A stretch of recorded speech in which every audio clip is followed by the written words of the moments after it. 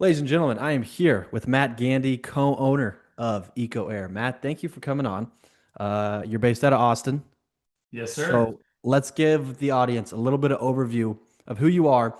You are kind of new into this whole acquisition strategy, so walk us through a little bit of your background, your career, and then when you decided to go all in on buying businesses. Yeah. Thanks for having me on, Garrett. Yeah. So I'm Matt Gandy. I was born and raised in Northern California, and I was one of four kids, and had kind of your traditional, uh, you know, uh, American upbringing, playing in the street, and part of um, local sports, high school sports, all of that. So had a great childhood.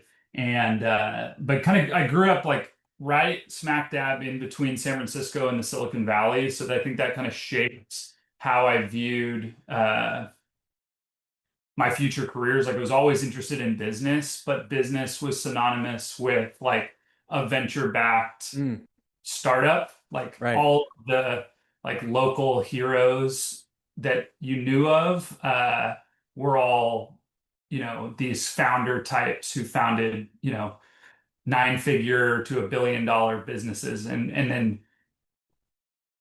then you didn't hear about the local guys who had a Mm, plumbing shop or something, right? Like those guys were, I think, just sort of subconsciously overlooked, and most of the like focus was on,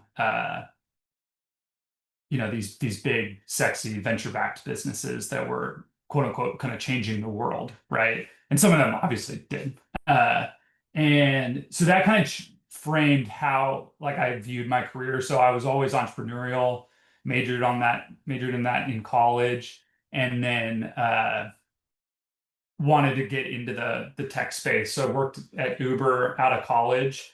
Um, we were helping launch Uber Eats when that was a kind of a young product, and kind of up and coming. So that was really fun, and learned a ton.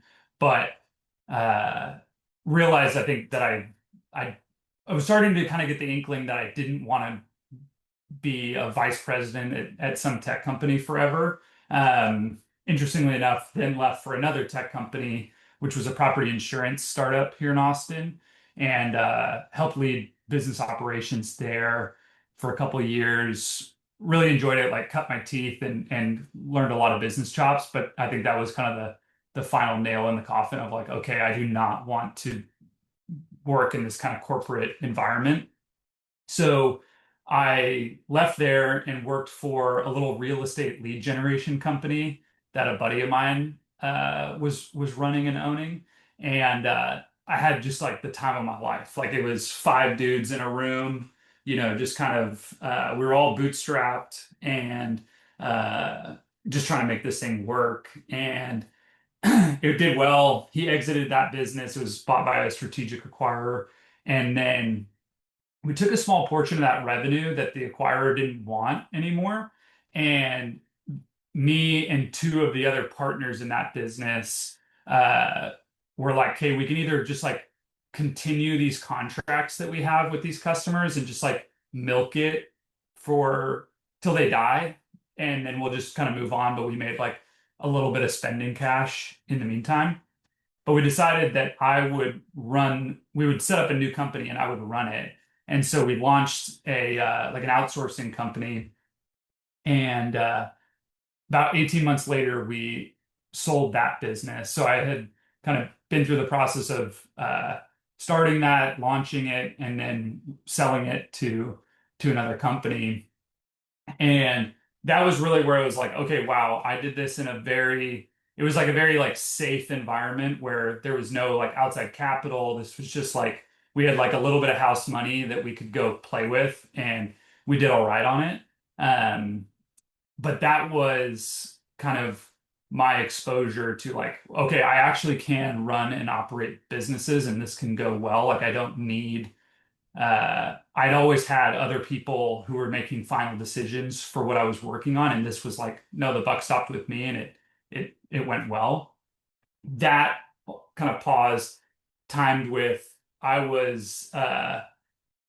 had married girl I met in college. Her dad ran a lawnmower repair and sales shop. And so him and I would just talk business all the time. And, growing up, if you owned a lawnmower repair and sales shop, like you were not, that was not an impressive, dinner conversation, right? Like nobody, they would have glazed over you and wanted to talk to the vice president at Microsoft, even though the lawnmower guy made way more money, right? And so I think my father-in-law kind of exposed me to the small business space, and that like these are not sexy businesses, and they're a ton of work, you know, and they're so like intermingled with your life. Like you are the business is you. There's so much tied in there. But they're an incredible way for you to have some agency and control over your life. And also these are incredible cash flowing machines if they're operated correctly. So that was kind of in the back of my head nagging, paired with had a like a good experience running my first deal and my first business. And so that kind of sprung me into the business buying space. And I'll pair that with met a guy in my small group slash Bible study who he had started like a little hedge fund out of college with a partner, and the hedge fund was like doing okay. And they were kind of, Buffett guys that those were their heroes. And they found this little landscaping business for sale, and so decided to pivot the fund to go buy this business and go all in and just operate it, and did amazing. Like Mm. they scaled it. They wound down the construction side of the business and wound up the maintenance side, and did extremely well, and ultimately sold to a publicly traded acquirer. This was a great outcome. So he was sort of like the amalgamation of like, okay, I had ran this little business. My father-in-law had this little business, and Bradley, my buddy, like was sort of the combination of those two things. And he was really instrumental in like walking me through how do you even do this? Like what are these like mini leverage buyouts? Like what is this all about? So long story short, that kind of sprung me into my search. And I started searching in, gosh, probably like 2023 part-time, like end of 2023, just kind of, working my day job, doing it on the side. And found, signed like 50 NDAs to go look at deals, and, just kind of, truthfully, I was a tire kicker and just like wanted to look at as many P&Ls that I could see, and like how these businesses are operating, and what businesses are run well, what's not a good business for me to get into. Um, and then kind of landed on, like everybody, I feel like, on the home services world for kind of a couple different reasons. I felt like I could actually add value to those businesses based off of a lot of these are just marketing engines with ever tacked onto whatever trade they're doing. Like it's a lead gen company at the end of the day. And so I felt like I could add value there. And then two, I just felt like these were not going anywhere, like plumbing, HVAC, electrical, pests, you name it, pool, like they're not going anywhere for, you know, probably decades at least. So that plus I wanted something with that was like going to be somewhat of a liquid asset. Like if I ran it for 2 years and realized like I do not like this, there's a huge market of buyers for HVAC, plumbing, electrical businesses. So I felt like it was somewhat liquid, where if I bought a septic company, there's a smaller buyer pool for that, and I might get stuck with that deal. So that kind of narrowed down my buy box, and then I met a group in Austin. They were called Beacon at the time. They've rebranded several times, but they were a business brokerage. So met them, and just got to know these guys. They're awesome, and their whole like kind of mission is to save the American dream, and kind of these Main Street businesses, and have these passed down to folks like myself, and not into institutional buyers, Mm. and keeping keeping a lot of these businesses local so that the returns on these businesses stays in the communities. So got to meet those guys. They were the ones who introduced me to Eco Air Conditioning. They were representing them as the broker. And we closed on that business in February of 2025. And then now we're in the process of closing a second acquisition, still in the home services space, but on a different trade in the plumbing space. That That's was a a long-winded answer, but that's I caught you up to speed. No, that was yeah, that was very comprehensive and very useful. So I appreciate that. Mhm. I pulled a lot out of there. I think one of the biggest takeaways is just the beauty of small business. Like you mentioned how you were coming from California, where you're the sort of the idols or the local legends are these people who are reinventing the wheel and creating something that's never existed before. And it's like, yes, that is awesome, but Yep. that's really hard to do. And there's a lot of value in not reinventing the wheel, but doing something that is simple and doing it really well. And this theme comes up over and over again on this podcast. But, I just wanted to emphasize that again, that, you don't have to reinvent the wheel and still create massive amounts of value, still have a lot of purpose. And it's also a lot of fun, right? Like you probably get the value out of having building a culture and creating systems. Even though if a system's for an HVAC company, it's still fun to do that. So that's 100%. just an awesome theme there. And then you mentioned, okay, how do you actually do this? We'll get into that. But then you also said you looked at a ton of P&Ls, and I was kind of kicking the tire. But I would have to imagine that process of looking at 50 plus P&Ls and that probably gave you some sort of foundation of, okay, here is what a good business looks like versus not a good business, because you were coming into that with sort of probably no experience of looking at P&Ls. Is that a fair assessment? Like, was that a pretty valuable experience? Because you said kicking the tires, but I'd have to imagine that was pretty useful. Yeah, for sure. Yeah, I had P&L ownership at the company that I sold. So I had one sort of exposure to financial statements and these businesses. And it was helpful to take a look at some of these other businesses and how their models are created. Because it made me recognize like some of the value of the company that I had sold. Like we were a recurring revenue business, and Right.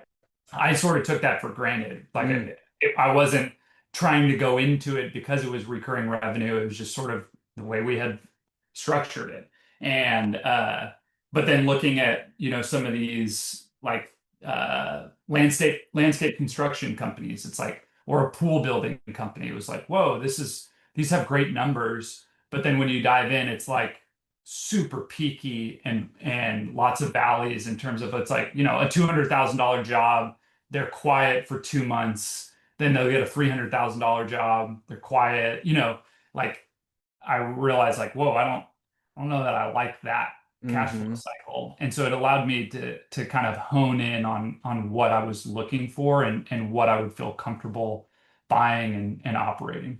Okay, I want to zoom in on that because I had this question thought out of like when you're underwriting a trades business, I'm sure there's tons of examples of red flags that you might be able to tolerate because it almost shows you that there's a lever to pull.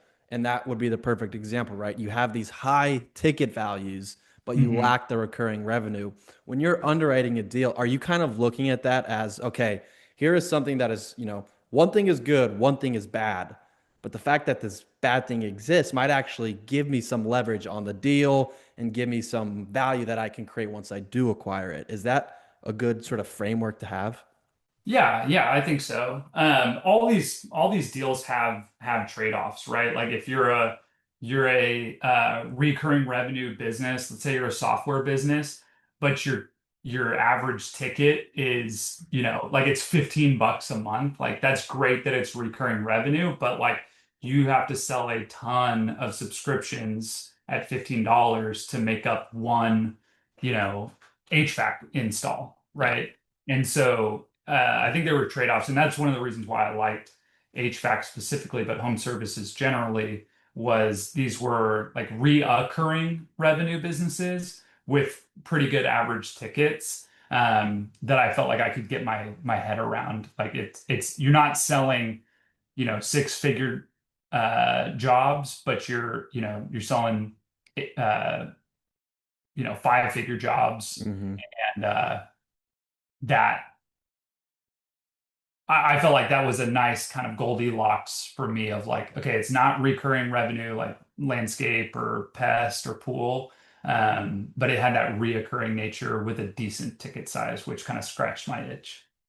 So what are you looking for when you were underwriting, and when you're continuing to underwrite? Like what are some of the data points that, might just be sort of noise, and then where's the actual signal that you're like every deal you're focusing on maybe these two to three things that really matter?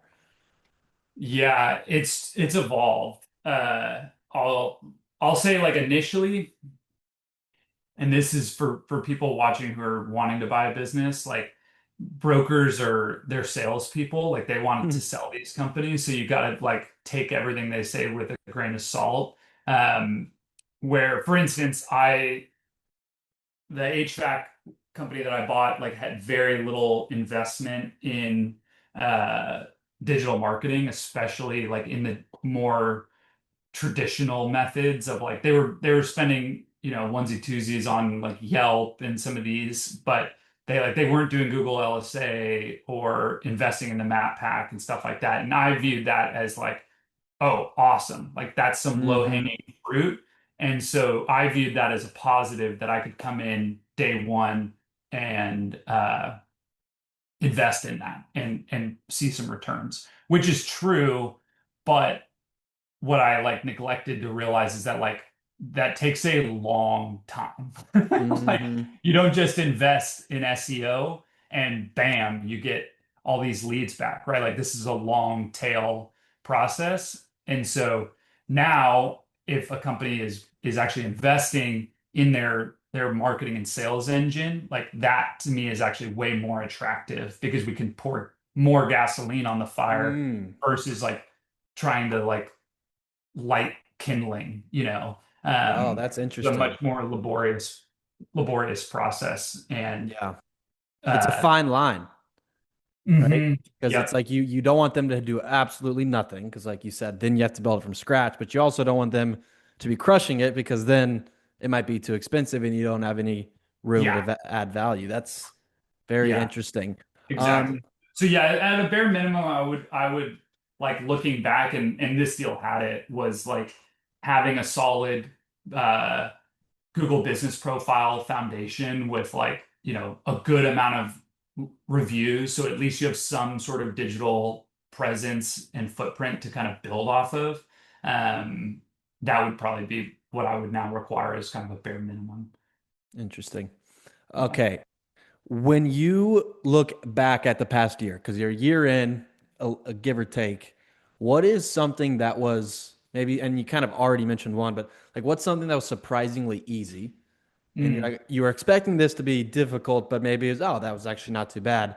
And then the converse of that, what is something that you thought was going to be easy, but was surprisingly hard? Anything come to mind? Yeah. I was a little bit worried about the like just team dynamic. The HVAC company was small, so there was like a lot of exposure risk as far as like if me and the team didn't get along very well, like kind of in trouble. That went a lot smoother than I had kind of envisioned, which I was really pleased with. Additionally, it's been easier to hire uh, than I expected. I think th I've heard a lot of um, like warnings from home service owners that like hiring talent is really difficult. And I think it probably is at scale. Like if you're having to hire, 5 to 10 techs in a short period of time, that actually probably is hard. But hiring like one sales manager, like we've had an easier time doing that than I expected. I think that's a function of our size and will get increasingly more difficult. So I'm hesitant to say that. Knock on wood. Something that was harder. Um, I think for me, it was the like emotional balance of business ownership was not what I expected. Like at all my other companies that I was a W-2 employee for, especially, but even the one that I ran, I just felt like I had like a pretty narrow window of emotion. Like if Mm-hmm. something bad happened, it was like no harm, no foul, especially if I was a W-2, because it's like this isn't my thing. Like if I'm doing my job and it's not I can't control these other things, and that's fine.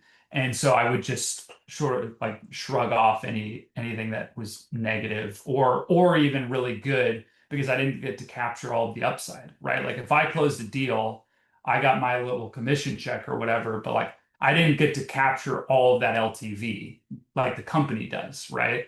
And so now owning this company, I found like if we would lose an HVAC sale, like a change out to some other company, I mean, I would like lose an hour of productivity because I'm just like, what happened? Like why not us? And then if we would win one, I would burn an hour because I'm like, you know, walking around the house all happy and um so the emotional spectrum just Mm. like widened dramatically, which I think is cool. I mean, that's like one of the reasons why I went into owning a business is like you don't care about anything as much as you do as something you own, right? Like if you drive a rental like you drive a rental, right? And Mm-hmm. there's a reason for that. And so I like that I care. But that was uh sort of striking because I liken myself to somebody who's relatively even keeled, and I found myself kind of getting out of balance at least initially. That is very well said. Yeah, the highs are really high in entrepreneurship and the lows are really low. Yes. That was very well said. I think a lot of people who have been in that situation where they've gone from working for somebody else to working for themselves can Yep. probably resonate very, very well with that. I want to get a little bit tactical, just real quick. Sure. Kind of walk me through like if your advice to somebody who maybe they own a plumbing company and they want to go buy an HVAC company. Give me sort of the tactical timeline from maybe not starting at like the sourcing, but let's say they find a good deal, the timeline from that point to closing and you're walking into the business and you own the thing. Yeah, it can vary dramatically.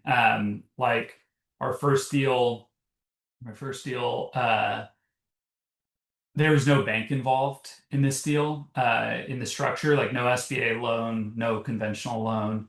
So it was me, the seller, my attorney, their attorney, like kind of just sparring to figure out how we need to get this done and how to get it to work. And it's something as simple as like they could tell me at closing you need to do 15 jumping jacks, and we would just write it in and great. Like that's we came up with that, so let's do it.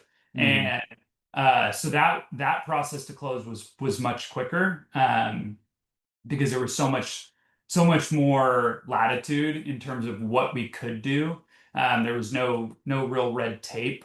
So that one was quicker. I think from LOI to close was probably 4 months, three to 4 months, something like that. Um, and then on this new deal, the SBA is involved, and that creates just there are just so many more moving parts, and like if you and the seller agree to something that might not be seller or like SBA compliant, right? Mm. Like you might come out and say like, oh, we want to do an earn out, like that's a way that the seller can get his beak wet later. Well, that's not SBA compliant anymore. And that might take 3 weeks to figure out if you're not careful. So uh, yeah, I mean this deal has taken quite a bit longer just because there's so many more moving parts. I would definitely recommend one piece of unsolicited advice is for people looking. I would recommend finding a loan broker who um, can kind of help coach you through this process because it is so foreign to most people, and the rules are kind of ever evolving, and you have like one shot at this. Like when you sign your LOI, you've got you've got kind of a finite period of time before the deal dies, right? Time kills all deals. So I would really recommend finding a loan broker um, to help kind of shepherd you through the process and kind of help wrangle all the parties because it can feel like herding trout at Mm. sometimes. And so yeah, we there's a I'm sure there's a lot, but Matthias Smith at Pioneer Capital is fantastic. So I'd recommend that group. But if nothing else, I would have somebody in your corner who can kind of help shepherd you through this process. Very sound advice. What would you say the pros? I mean, obviously the cons are sort of the red tape and all the compliance and all that. But what are the pros of working with SBA? Yeah, I mean the size of the deal that you can get done, the your kind of leverage ratio can be much higher than like depending on your kind of risk profile and appetite. You can get really good terms that most people wouldn't cash flow lend on. Like if you were to go conventional, you're probably going to have to bring 50% of the enterprise value to the table in equity, where you don't need to do that at the SBA. So I would say that's probably like the biggest benefit. And I mean, it's a really cool program. I think it is Yeah, for uh, those who don't know what that is, could you just explain like what brief explanation of what it is and then how you actually just get started with it? Who do you reach out to? Just the kind of tactical bits of yeah. that. Yeah, I'll qualify it by saying this is not financial advice. So, Yes, important.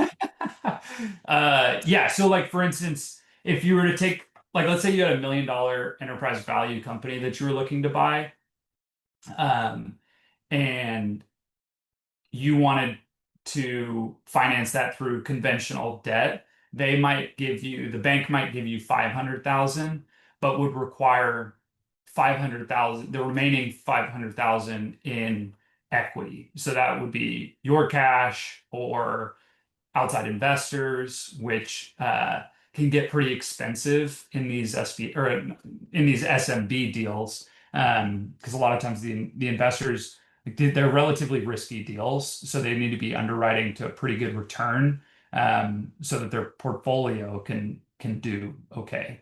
Um, so that would be like very elementary how conventional works. And then the SBA on that $1 million deal, in theory, uh, they could loan up to $900,000 of that note and or the enterprise value, and then you would have to just close the gap on the $100,000, whether that be your own capital or again outside investors. So I wouldn't necessarily recommend that. Like that's a really levered deal, Right. but it's an option for you, Mm-hmm. Mm-hmm. which is nice to have options. Yeah. Um, have you kept the ownership on board? Like, walk me through that process because I did a video on this recently about kind of the value of, hey, you buy a company, do you immediately take over? Do you keep the guy on for a payout period? What was your strategy around that and how has it gone? Yeah, on the HVAC side, we uh yeah, he's still a minority owner of the company and has been fantastic and instrumental in our success.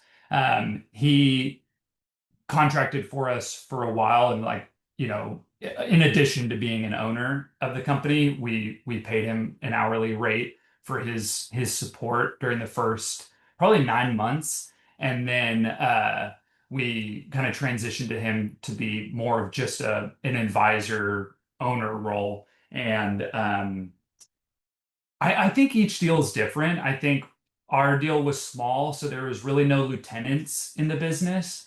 And so there was me learning a new trade, I kind of needed his support to go through that transition process where, if we had a service manager and a sales manager and an install manager, I might be able to get away with not having the owner there for more than 30, 60 days. Um, and because I could rely on my lieutenants, we didn't have that luxury. So I think that was part of what lengthened the process of having to have them involved for longer. On the second deal, uh, there's a clear ownership split. One of the new rules of the SBA is if the previous owner rolls any equity, they need to be a guarantor on the loan. I think it's for the first 2 years. Don't quote me on that, but that's pretty much a non-starter for any uh, seller. Is like Yeah. if they hear that they have to guarantee the loan, like good luck getting that Hmm. deal done. So there's a clear ownership split, and then we'll have him stay on and support through training for about 60 days post close. That's awesome. Walk me through that first day when you walked in, to the shop, whatever, Yeah, yeah. paint a picture, give me the scene. What was that like for you personally, where you're like, I'm walking into an industry that I've never been in. I now own this company. These people now work for me. Like, was there some imposter syndrome? Just kind Oh of yeah, paint that scene for me, and what was it yeah. like? Yeah, it was sort of anticlimactic with the team. Like that transition was actually pretty smooth, and I'll take like anticlimactic all day, Hmm. as opposed to some of the stories I've heard where, techs are walking out and it's not going well. So that part was the smooth transition. And then yeah, I mean it was little stuff of like, I went to the supply shop and it's like they're speaking a different language, like I'm only getting like every third word of what they're saying, and uh totally felt that imposter syndrome. But I think that's one of the things of like I learned pretty quick that you don't have to pretend like like you're in this position because you're good at a very specific set of skills, probably revolving around like finance, operations, sales. And so you don't have to have that technical experience, and it would actually be a disservice for you to try to do it like I did and Mm. try to pretend like you do know. Like have the humility to just be like, I'm sorry, I don't know what flex duct is. And just ask. And these people are like so willing to help and explain to you what all this is. And I think that's true like in the industry, but then true within your team as well. Like nobody nobody respects somebody who like you're not gonna fool a plumber or an HVAC guy that you actually know what you're talking about if you really don't. Like you're not gonna fool them. And so your odds are you're gonna be like better positioned for them to like you if you're just like, hey, why don't you teach me, you know, uh, about this air conditioning unit versus you trying to pretend like you've got it all figured out and that you're the like El Jefe. Yeah, that was kind of my approach there, and it took me about a week or two of pretending to realize that like there's no amount of pretending that is going to get me anywhere. Like I need to just take a bit of humble pie and ask for help here. And people are so willing, and especially other owners in the space, like other people like me who bought businesses and trades they knew nothing about. I mean, I met one guy on LinkedIn, just cold messaged him, said, can I ask you some questions? We hopped on. I mean, he's got like a $10 million shop and he's screen sharing his QuickBooks with me Hmm. and, just walking me through sales in July versus sales in February. And like, they're just open books and here to help. So, but you have to be the one, like nobody's going to beg you for them to share their QuickBooks with you. Like you need to be the one to ask for help. Right. Humility is key there. And I think there's also a component of if you come into that situation and you are humble and you are genuinely good at other areas of value, right? and your team is sort of mad at you about that, it's like, well, maybe that shouldn't be the team anyways. Like if you have somebody on your team that is disrespectful and isn't willing to help you, even though you are humble and you create value in a whole bunch of other ways, well, then maybe they shouldn't be on the team. Yeah, Um, yeah, for sure. and on the other hand, you're coming in there and also creating a bit of opportunity for them to take more responsibility. Whereas the previous owner, right, he knew everything about the trade. Now you come in, it's an opportunity for them to grow in their role as well. So Exactly. that's something else that is just another lesson that I pulled out there. Yeah. The last thing I'll note, and feel free to talk about this if you have any thoughts, but the position that we're in, we're building a business from the ground up, and I think one of the awesome things about buying businesses, I saw a post the other day that was like from 0 to 10 million or from 0 to 1 million, whatever the number is, you're working in the business. You're doing a lot of the core stuff yourself. And then at a certain point, you work on the business and you're creating the systems and you're sort of Mhm. focused on scale and growth. And I just think it's cool in this acquisition world where you kind of get to come in depending on what the acquisition looks like and jump straight to that working on the business side of things, Mhm. which I personally like that's I can't wait to get to that moment where it's like I'm working on Yeah. the business and not just sort of drowning in the day to day. Is Yep. that, I mean, do you feel that same sort of sentiment? Have you seen that play out? Yeah, I think we'll see that a little bit more on the second acquisition. The first acquisition was definitely kind of the quote unquote buying a job. Mm-hmm. Yeah, so I think it definitely depends on the size of the deal.